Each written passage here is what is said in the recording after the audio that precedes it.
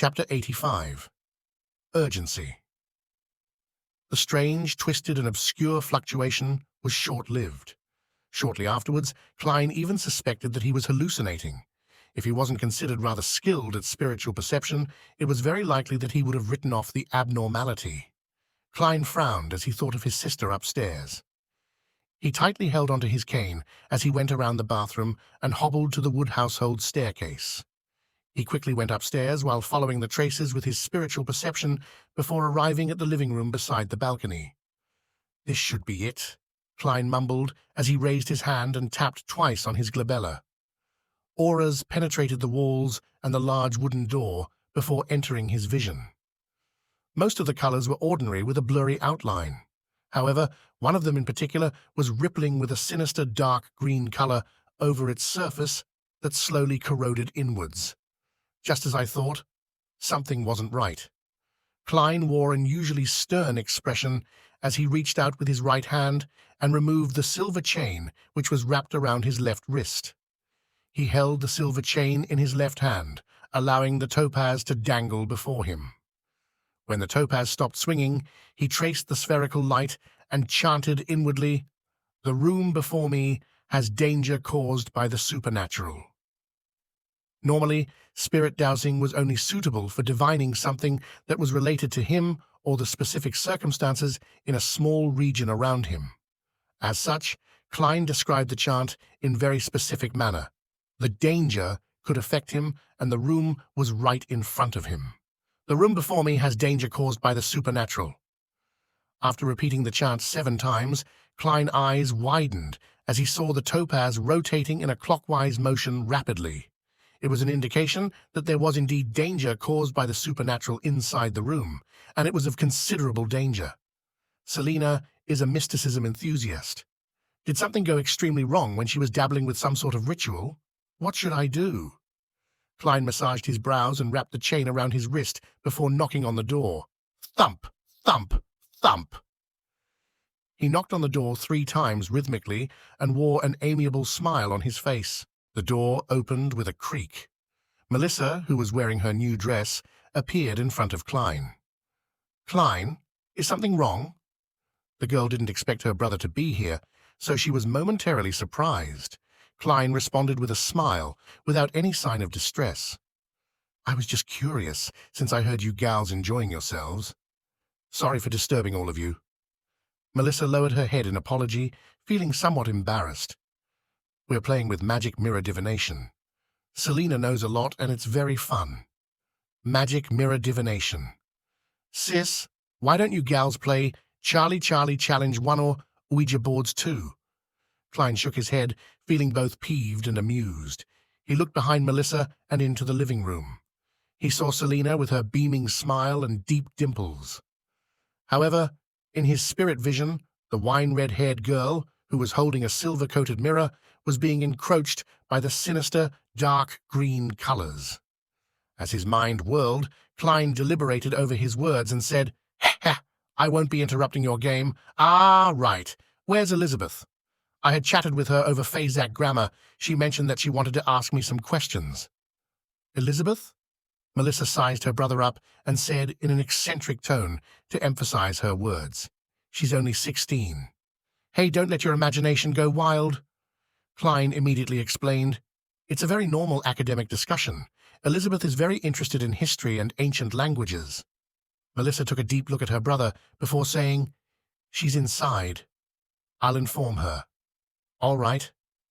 Klein took a step back and moved away from the door. While watching his sister turn around, he heaved a sigh of relief. Although it wasn't the best of reactions, he was thankful that the person in danger wasn't Melissa. He only waited for about 10 seconds before a puzzled Elizabeth walked out. She asked curiously, "Mr. Moretti, what's the matter? I never said I was interested in history and ancient languages."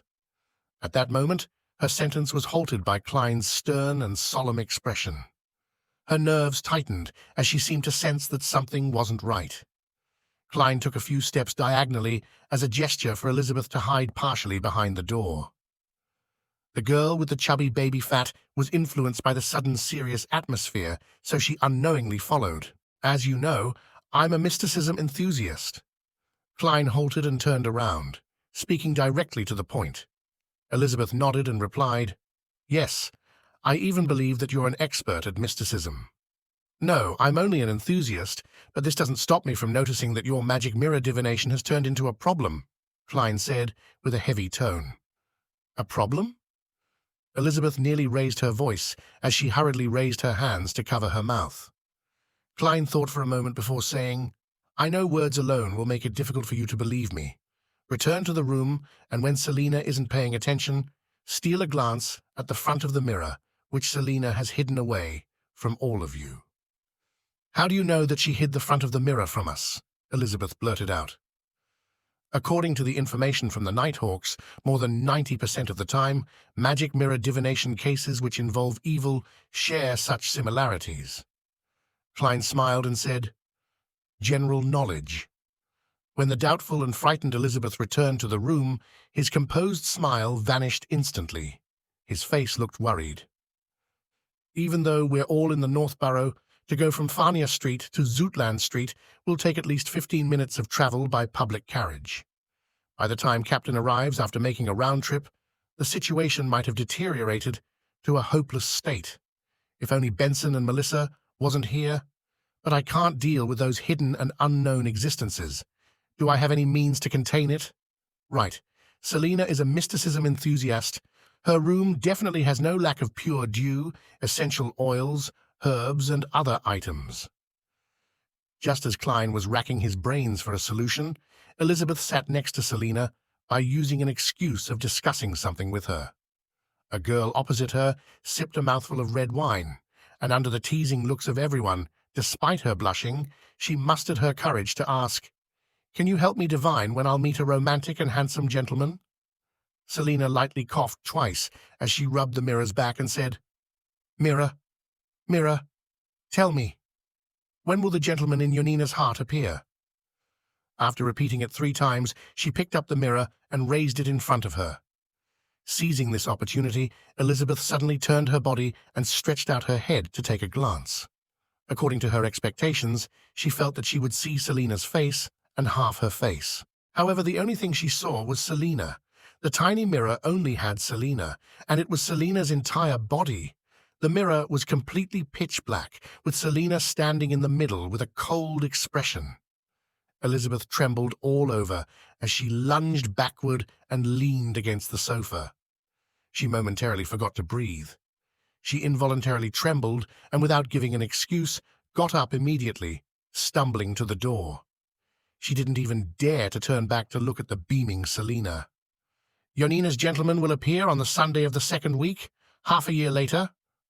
Amidst giggles, Elizabeth opened the door and left the room to see Klein, who was standing in the shadows of the wall lamps in his tuxedo and half-top hat. "Mr. Moretti, I—" she stammered in a daze. Klein calmly smiled. "Don't disturb the girls and ladies inside." Infected by his smile, Elizabeth calmed down significantly. She extended her hand and closed the door as she quickly walked over to the wall lamp. "I saw it. I saw only Selena inside the mirror. A devil like Selena," she whispered hoarsely. "Indeed." Klein's expression turned serious as he asked in a deep voice, "Do you know which is Selena's bedroom? Do you know where her mysticism items are?" "There. The mysticism items are in there as well." Elizabeth didn't hesitate to point at a room diagonally across. Klein held his cane and walked over, opening the unlocked wooden door. Under the streetlights and the crimson moon's illumination, he turned a valve and lit a gas lamp. A pale yellow light glowed as he swept the area and found bottles of pure dew, flower essence, boxes of herbal powder, candles, and amulets. These items were placed on tables or neatly arranged inside a rack. Their names were given on sticker labels. After confirming the items, Klein said to Elizabeth, who had followed behind him, "Do you want to save Selena?" "Yes." Elizabeth subconsciously nodded before asking in a daze, "Will it be dangerous?" "A certain amount. After all, I'm only a mysticism enthusiast," Klein replied frankly. "A certain amount of danger." Elizabeth pursed her lips tightly for a few seconds before saying, Is there anything you need from me? Klein smiled warmly as he comforted her. Don't be nervous. Now all you have to do is pretend to return as though nothing had happened. Return to Selena's side. 5 minutes later, remember? 5 minutes later. Tell Selena that you have a pleasant surprise and bring her to me. Knock on the door softly, one long knock and two short ones. Following that, well, leave it to me. Elizabeth thought over it silently before nodding seriously. All right. Seeing her return to the living room, Klein glanced at his pocket watch. He closed Selena's bedroom and quickly cleared the desk. Then, he picked the items needed and placed them on a chair. Immediately following that, he picked up 2 faint candles with a light aroma. He placed them on the upper left and right corners of the desk. They were symbols representing the Lady of Crimson and the Empress of Disaster and Horror. Klein planned on holding a ritual here to borrow the Evernight goddess's powers to ward off the mysterious and unknown existence that was affecting Selena. As he was only a sequence 9, the ritualistic magic he knew wasn't strong enough. In order to succeed, he needed Elizabeth to lure Selena into a sealing circle right in the vicinity of the altar. Therefore, he needed to consider situations in which Selena might notice and resist. Due to these reasons, Klein planned on using suspension-style ritualistic magic. Chapter 86. Prayer suspension-style ritualistic magic referred to the termination of a ritual according to the Beyonder's judgment. They could finish other matters first before returning to continue the ritual. Even by doing so, it was still possible to gain the desired effects. This was a technique produced over 1,000 years of ritualistic magic development. After all, many high-level ritualistic magic required multiple steps. The duration ranged from an hour to half a day before finishing. It was difficult to ensure that no one disturbed them during the entire process or that there wouldn't be any accidents. After gaining lessons from various predecessors through blood and tears, gaining feedback through each failure, being able to suspend ritualistic magic became mainstream at the higher levels, while it also indirectly affected the lower-level rituals. However, being able to suspend a ritual didn't mean that the ritual could be suspended at any time. One had to abide by mysticism theory and grasp the corresponding technique. If not, the failure of the ritual was unavoidable. It could even result in a terrifying backlash effect. Based on Klein's understanding, once one gained the attention of a particular divinity, and the divinity was waiting on the contents of the request to suddenly say, "Wait, I need to use the bathroom," one can only be congratulated since they might never need to go to the bathroom ever again. Phew. Klein heaved a sigh of relief as he composed himself. Even though he had held many luck enhancement rituals and had even designed a corresponding ritual that made an attempt at justice and the hanged man, this was his first actual ritualistic magic that abided by the rules.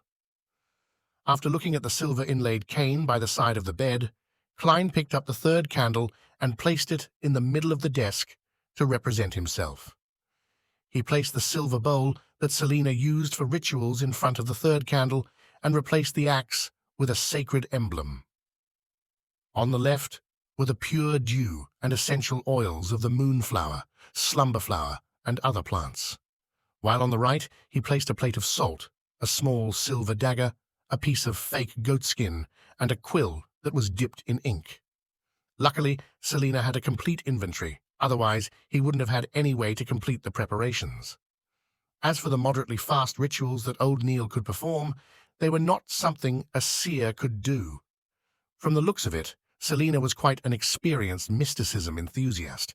Yes, if she wasn't experienced, then she wouldn't have gotten into such trouble.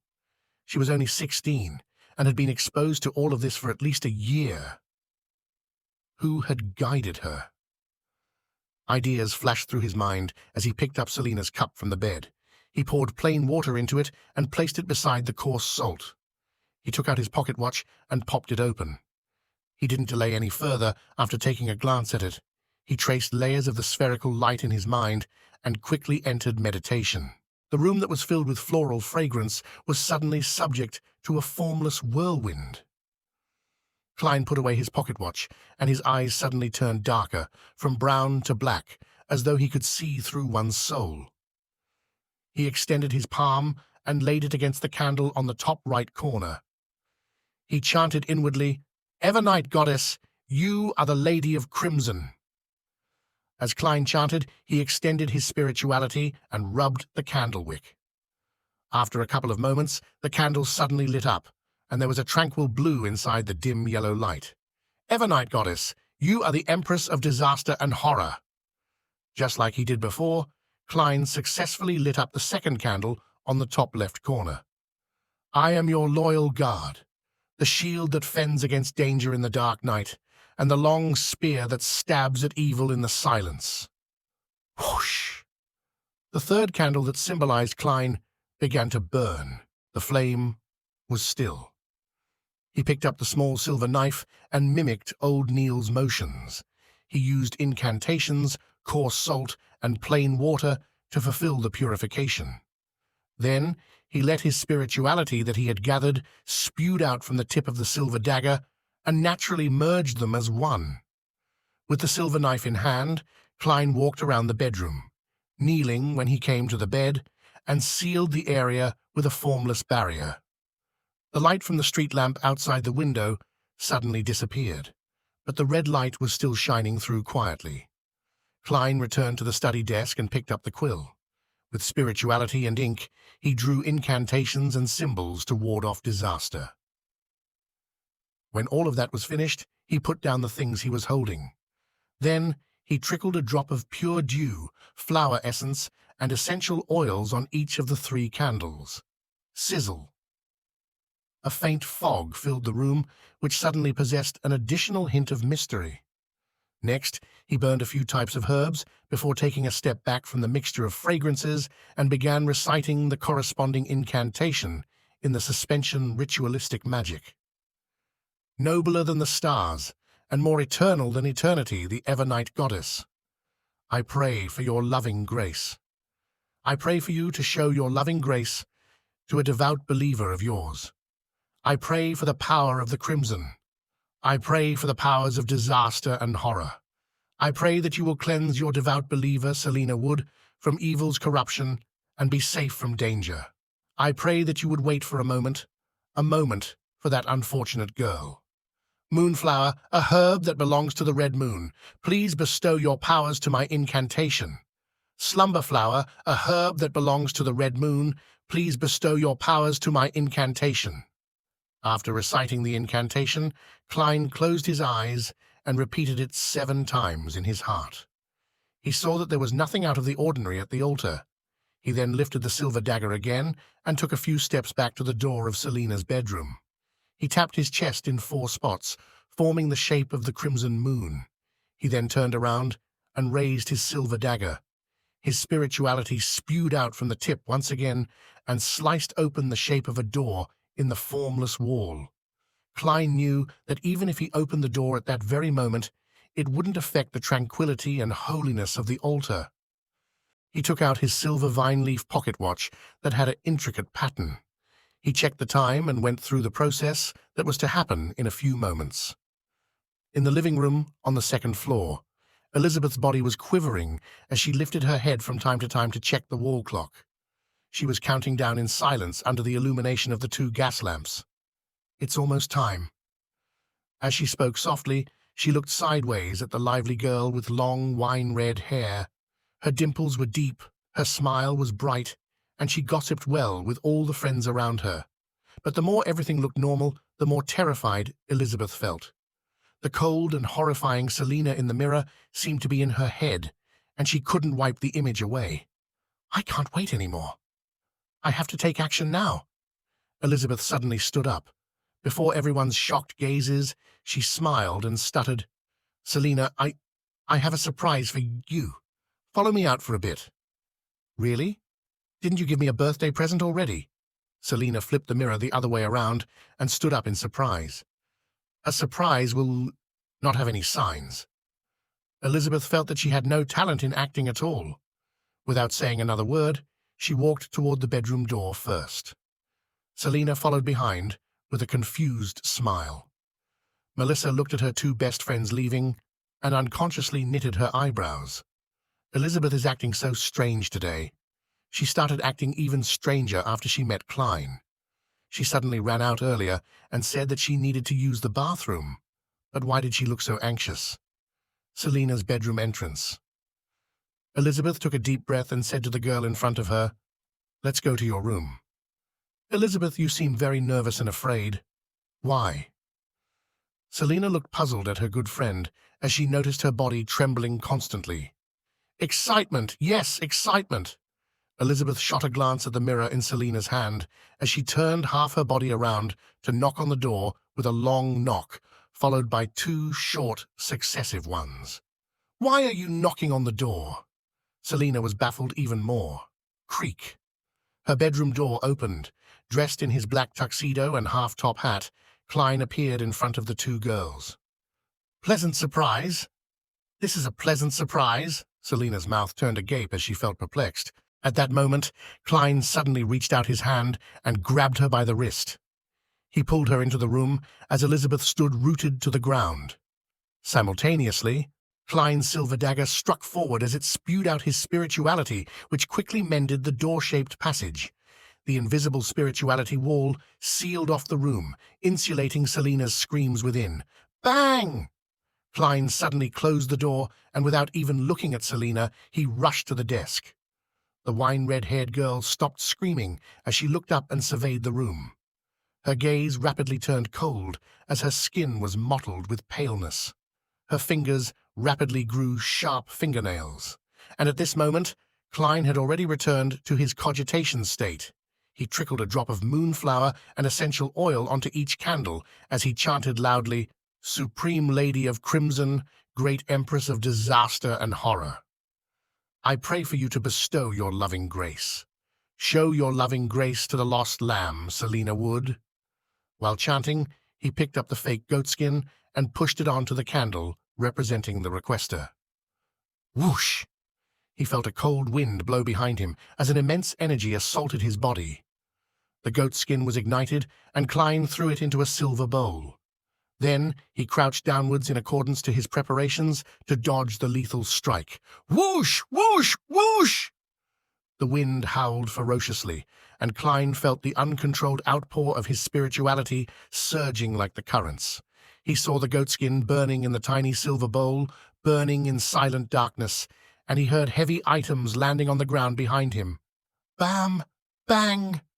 The two sounds followed one after another with almost no breaks in between. Wisps of dark green gases plunged into the silver bowl and vanished into the illusory darkness.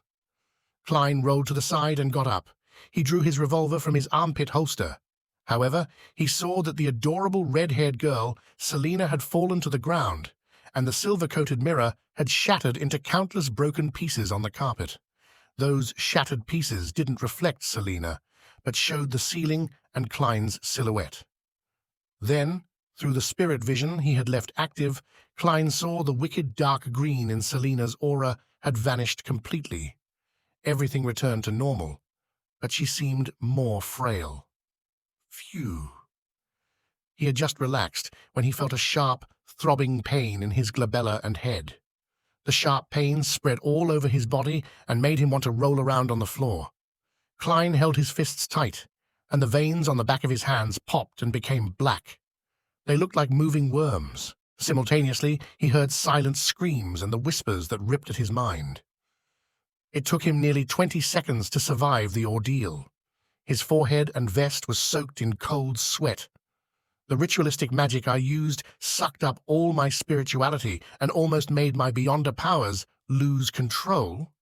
Klein made a rough guess of the situation. That also made him notice that he had digested quite a bit of the remaining energy in the potion. Based on his calculations, if he had the strength at the time he consumed the potion, he believed that there was no way he could have survived the ordeal. He could have become a monster straight away. Acting is quite effective after all. Klein tapped his glabella and wiped away his sweat. He turned towards the altar, tapped his chest 4 times, and said out loudly, "Praise the lady!" Following that, he extinguished the candles and quickly tidied up the altar.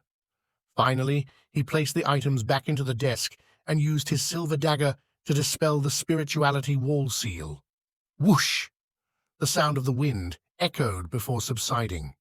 Klein let out a long sigh of relief and felt a sense of lingering fear. If I hadn't walked through the process beforehand and successfully completed the ritual, then things would have become troublesome. Besides, I still don't know who my opponent or enemy is. Thankfully, yes, thankfully the room was carpeted, so I didn't damage my clothes while rolling. He shook his head and reached out to open the wooden door to Selena's bedroom. How was it? Elizabeth took 2 steps back and asked nervously. Klein looked at her terrified expression and took off his half-top hat before saying with a warm smile, I've already corrected the mistake of her magic mirror divination. It's been resolved now. Chapter 87. Exaltation. Has it really been resolved? Elizabeth asked in disbelief. Klein smiled and nodded casually. Yes, it wasn't too hard. That last part was a lie, he added inwardly. Perhaps it was the fact that Klein had been calm and collected all this time, or perhaps he was her only ray of hope. Either way, Elizabeth didn't doubt him anymore. She patted her chest and heaved a sigh of relief. Thank you. You truly are a trustworthy gentleman. I was scared senseless just now. How is Selena? Is she fine now? She might remain unconscious for the next few minutes, but she's completely fine now. Oh, 2 to 3 days of weakness is to be expected. Klein suddenly had a stern expression on his face as he asked, Who taught her mysticism? Didn't he tell her about the basic taboos? Elizabeth straightened up a little more, like a student who had just been scolded by her teacher. She thought for a moment before saying, Selena once mentioned that her teacher is Hannas Vincent. She met him a year ago at the Divination Club on Howes Street. Hannas Vincent. On the surface, he didn't seem to teach anything questionable about magic mirror divination, but he's secretly been teaching dark divination. If I knew about this earlier, then I would have reported it to Captain and have raided him earlier. Klein felt some regret as he asked in a deep voice, was he also the one who taught Selena magic mirror divination? Klein was left with a lingering sense of fear because this matter had nearly affected his sister, Melissa. Elizabeth nodded cautiously. Yes, but Selena had tried magic mirror divination a few times without any success. Oh, today she told me that she had a peek at her teacher's hidden incantations and that there would be no problems. She was basically an expert at courting death. Klein massaged his temples to alleviate his headache. Do you still remember the incantations she recited? Well? Although Hannas Vincent had not voluntarily imparted the dangerous knowledge to Selena, it's obvious that he had been experimenting with it to extend an invitation to a mysterious, unknown entity. This would become a problem sooner or later. It has to be dealt with quickly before it gets worse and becomes a problem for someone else. I remember a part of it, Elizabeth recalled. She recited it in Hermes.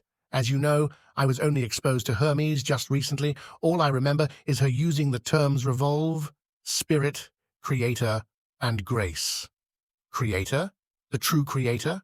Many underground mysticism enthusiasts believe in this ancient entity revered by many secret organizations. Yes, an entity that appeared 1,000 years ago during the early stages of the Fifth Epoch. Klein nodded amidst his thought and said, Remember to ask Selena about the entire incantation after she wakes up, then find an opportunity to tell me. All right, Elizabeth replied without any reservations, but she immediately asked, feeling a little confused, Mr. Moretti, why don't you ask her yourself? I don't want to let Melissa know I enjoy mysticism. Can you help me keep that a secret? Klein asked in return. Elizabeth bit her lips, her eyes sparkling. No problem. Melissa prefers machines to mystery. She likes logic over instinct. Klein placed his hat in front of his chest and bowed gentlemanly. Thank you for your understanding. As for Selena, you do know that she's not someone who can keep a secret. A more accurate description is that she likes to share secrets with others, Elizabeth agreed. Klein put on his hat and thought for a moment before saying, Remember to tell Selena after she wakes up that she suddenly fainted and shattered her mirror. I think her memory probably stopped at the point when she began the magic mirror divination. Seeing Elizabeth nod, he put on a stern expression once again and said, Remember, Be it divinations or trying other mysticism rituals, do not pray to any other entities other than the 7 orthodox divinities. You should immediately burn those types of incantations and stay far away from anyone distributing those materials. If I hadn't noticed this in time, Selena would have turned into a monster or an evil spirit in 10 minutes, and everyone here would have been killed, myself included. Thinking about the ice-cold Selena in the mirror, Elizabeth had no doubts about what Klein had just said. She sighed with lingering fear and said, "I understand, and I'll remember. I'll also keep an eye on Selena." "All right, go and take care of Selena." Klein raised his black cane and walked toward the stairway. As he walked, his eyes became darker. He took out a single penny with his right hand and flicked it into the air. "Selena is all right now. Selena is all right now." Klein quickly repeated the description, then caught the falling coin. He saw George III's face facing upward. This was not a simplification of spirit dowsing. Instead, it was a simplification of dream divination. At that moment, Klein had forced himself into a state of sleep with the aid of cogitation in order to take a tour through the spirit world. The heads and tails of the coin were a symbolic manifestation. Heads represented affirmation, while tails indicated dissent. "Great, everything is fine now." Klein twirled the bronze coin with his fingers happily. That was a simplification only a seer could accomplish.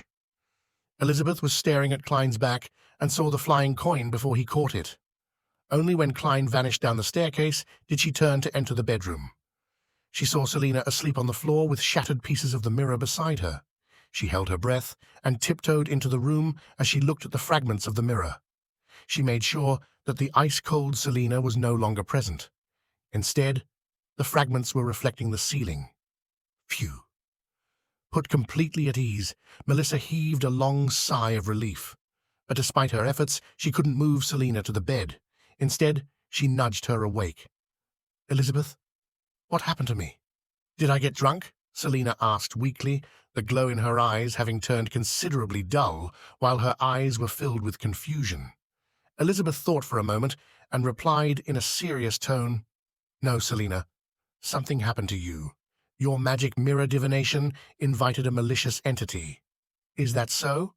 Selena weakly made her way to the bed with Elizabeth's help. She rubbed her temple as she said, "All I remember is when I started the magic mirror divination." Elizabeth told a half-truth. "You were a completely different person during the ritual. The you in the mirror was completely different from the you in real life. I was very scared. Using the excuse of giving you a surprise, I brought you into the bedroom before I snatched your mirror and shattered it onto the carpet. After that, you fainted. Blessed be the goddess. You're okay now." I don't remember anything," Selena muttered, her face pale. The more Selena tried to remember, the emptier her mind became, and the more afraid she felt. Subconsciously, she glanced at her desk and noticed that the placement of items was clearly different. Just what happened exactly? Selena tried hard to remember, but she could only faintly remember a man in a black suit and hat. He was not strong or tall, but he had a straight back. "Selena," Elizabeth said seriously, "I met a mysticism expert when I went to the underground market to purchase the amulet. He said that we shouldn't pray to any entity other than the 7 orthodox divinities. Otherwise, we would be sure to invite disaster. Promise me don't try this anymore. I didn't even know if what I did could save you just now." Selena was scared, senseless. She nodded in a daze. "No more. I'll never try this again." "And just what did the incantations of your mysticism mean?" "If I have the chance to meet the mysticism expert again, I will ask him for you," Elizabeth asked, feigning nonchalance. Selena rubbed her temple and said, "Spirit that revolves this world, the grace of the true creator, the eyes that look at fate." Tap, tap, tap. Klein smoothed the creases and patted the dust off his clothes as he walked down the stairs. After that, he took off his hat and returned slowly to the long dining table. "Where did you go? It has been nearly 10 minutes, Selena's brother Chris asked as he folded his hand. Klein smiled and replied, "To the bathroom, then upstairs to acquaint myself with the ladies." "I appreciate your honesty," Chris praised in laughter. He had the red hair and short build that ran in their family. He wore gold-framed glasses and had quite the personality. He was an exceptional lawyer. "You wouldn't say that if you knew that I had knocked your sister unconscious upstairs," Klein replied humbly. "We were merely engaging in academic discussion in the area of mysticism." He put down his hat and returned to his seat. He received his 2 cards as the new round started. Flipping up the corner of his cards, he saw the King of Spades and the Ace of Diamonds. "Looks like I became luckier. Is this payback for doing a good deed?" Klein took out a coin in preparation to place his bet. "Since Hanas didn't intentionally reveal the incantation to Selena, there's no need for me to urgently report this to Captain." He continued his cautious playstyle in the following rounds, only betting when he had a good hand. He didn't take any chances to bluff and didn't win much. When the game ended at 10:30, he had won 6 pence. "I won 2 solely and 8 pence. Benson fiddled with the notes and coins in his hand. "I didn't expect you to be an expert at poker," Klein praised, laughing. "No, I don't play often, but I know that this is the same as negotiation. You have to hide your cards and figure out the hidden cards that people have before using various means to scare or entice them." Benson hadn't finished his sentence when he saw Melissa and the rest coming down from the 2nd floor. "It's time to go home," said Klein as he glanced at his sister and her friends while rubbing his temples. The throbbing pain in his head remained. After that, Klein went to the bathroom once more and took the opportunity to walk past Elizabeth and obtained the complete incantation. Returning to his siblings, he smiled and said, "Oh, right. I suddenly remembered something. I need to head back to the company for a while. Shall we go to Zootland Street first? It'll be quick."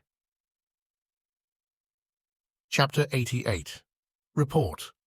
"What is it?" Benson asked casually. Melissa looked at her brother with a serious expression because she felt that Klein's behavior tonight was strange as well. In fact, it only looked slightly more normal than Elizabeth's behavior, and later, Selena's. Klein chuckled, as he had long thought of an excuse, and said, "There was a mistake in one of the document descriptions, and I already informed my colleagues that I would hand it over to them when I arrive early at the company tomorrow morning. So I can either amend it now, since it's on the way, or wake up at least half an hour earlier tomorrow morning. No doubt I've chosen to do the former." "Ah, no wonder. I had a nagging feeling that your mind wasn't in the game, so you were actually thinking about work."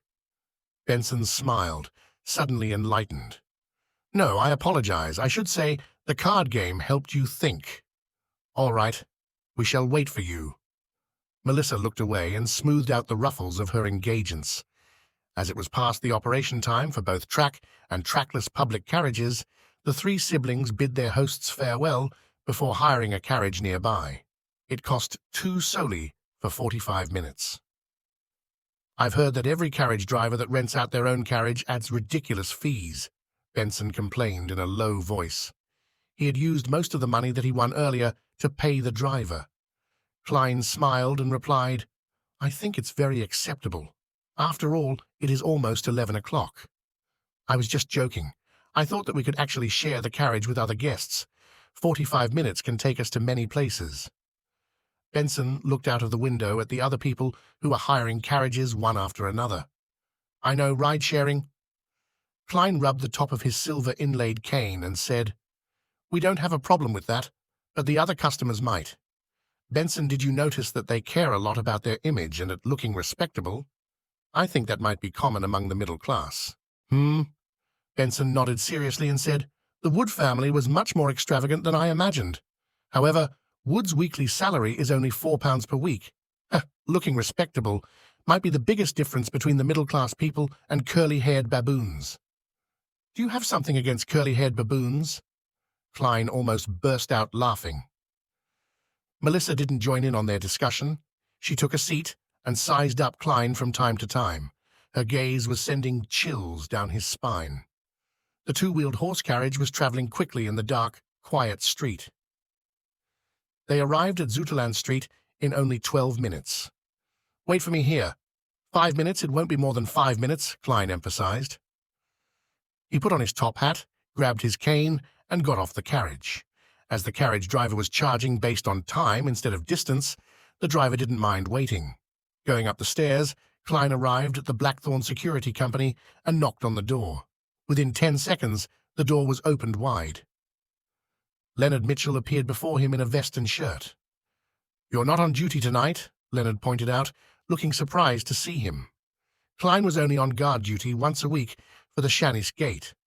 They maintained a regular work schedule for the rest of the time. As for emergencies that happened at night, they would be dealt with by the sleepless who enjoyed the night. However, only getting 2 to 3 hours of sleep a day can cause baldness and memory loss. Whenever he thought about this, Klein couldn't help but ridicule Captain Dunn Smith in his mind. "I have something to report," he answered simply. "There's a mission?" Leonard asked casually, moving aside. When Klein entered the reception hall, he saw Dunn coming out in his black windbreaker. His grey eyes were dark as usual. "Captain, I came across an incident involving the supernatural." "Give me the details," Dunn asked directly. Klein recounted the whole story from earlier and reported the steps that he took to deal with it. "So, I think there's a need to investigate Hanas Vincent.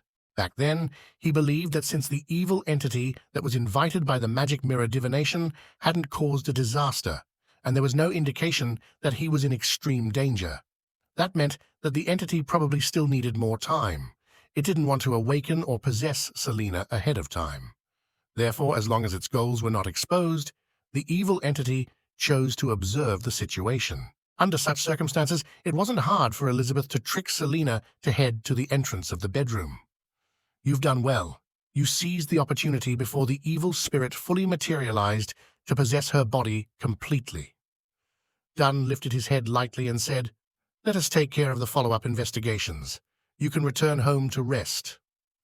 Klein heaved a sigh of relief and chortled. "I thought you would make this my initiation mission and make me complete it alone." From the incantation that Elizabeth provided him, Hanas Vincent was certainly dangerous. "That's because there's already an initiation mission for you." The desultory Leonard chuckled by the side. "What?" Klein was shocked. Dunn smirked and explained with his soothing voice. "At around 7 tonight, the police station referred us to a case. From our initial assessments, there doesn't seem to be any danger or urgency, so it was decided that you would complete it on your own tomorrow." "All right, don't ask about the case. Rest well tonight and move your day off to Tuesday or Wednesday." "Captain, doing that only affects my sleep. Plus, Monday afternoon is when the tarot gathering takes place.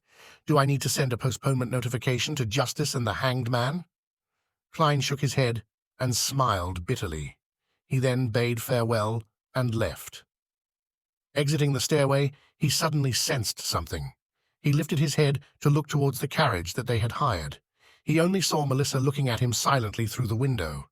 When they made eye contact, Melissa suddenly looked away and sat properly. The corner of Klein's mouth twitched, and he got into the carriage, pretending nothing had happened.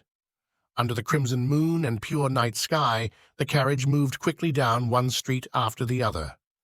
When they returned home, Klein yielded the bathroom to Benson for his shower, while he went to Melissa's bedroom and knocked twice. Melissa, who was planning to use the other bathroom, opened the door and looked at her brother suspiciously. "Melissa, do you have any questions that you'd like to ask?" "I know you do," Klein asked straightforwardly. "Don't just observe me in silence." Melissa's lips trembled and creased her eyebrows as she spoke. "Klein, what did you do to Elizabeth? She seemed a bit off. And later on, Selena started acting very strange, too." Klein had prepared his reply. "Do you know that Elizabeth and Selena are mysticism enthusiasts?" "Yeah, but I don't like it. I don't think there's anything that can't be explained in this world," Melissa answered seriously, after being momentarily taken aback. "Anything that seems unexplainable is due to the fact that the knowledge we have grasped is insufficient." "Yeah, I think so too," Klein echoed her sentiments guiltily. "I once thought so too, until I successfully courted death." He coughed lightly and continued, "Mysticism involves Hermes, the language used specifically for ancient worship ceremonies and prayers. Elizabeth knew that I am good at it. It is within a historian's domain, after all. So, she asked me about the pronunciation of corresponding words and their actual meanings." Melissa nodded lightly, signifying her acceptance of her brother's explanation. It went according to her understanding of both parties. As for why Elizabeth and Selena became weird later on, I have no idea about the actual reasons.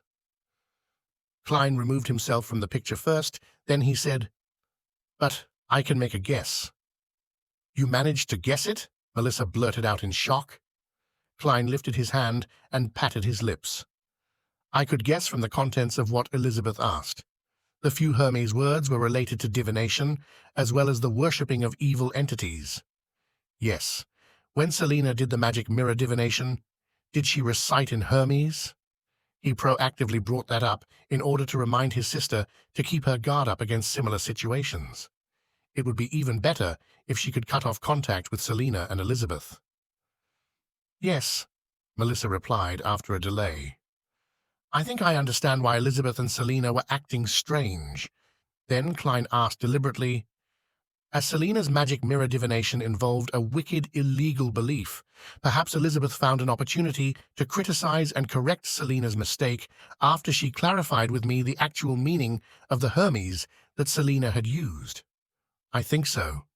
Melissa didn't doubt this conclusion because she had made the same deduction herself. Klein let out a breath of relief upon seeing that he had successfully directed the flow of the conversation.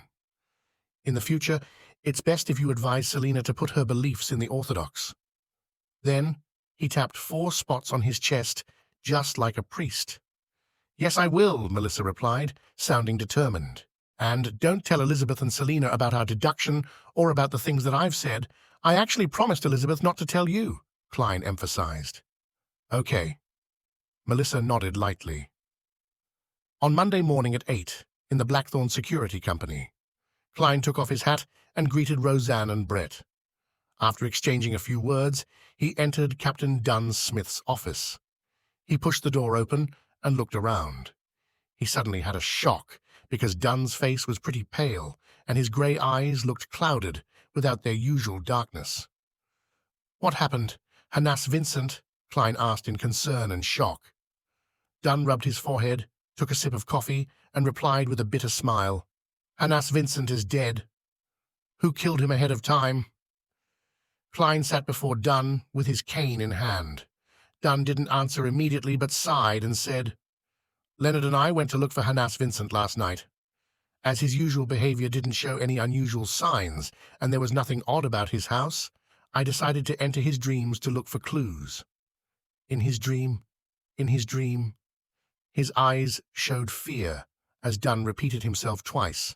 That was when he said, "In his dream, I saw a cross, a huge cross, one that blotted out the sky. On the huge cross there was a naked man nailed to it with black nails. His arms and legs were pinned with his arms extended outwards. He was hung upside down, his head hung low like a chandelier. There were strips of bloodstains on his body. Upon seeing such a scene, I lost consciousness. I left Hanas Vincent's dream, and when I woke up, Leonard told me that Hanas had died in his sleep. Huge cross, hung upside down, the man covered in bloodstains. It's similar to some of the stories of the true creator that some of the hidden organizations believe in, but there are considerable differences too." Klein made a deduction in suspicion. The few hidden organizations that believed in the true creator had only appeared in the last 2 or 3 centuries, such as the Aurora Order and the Iron and Blood Cross Order. However, similar such depictions had never disappeared over the past 1,000+ years. Dunn rubbed his forehead again. "We'll follow up on this. As for you, go ahead and complete your initiation mission first."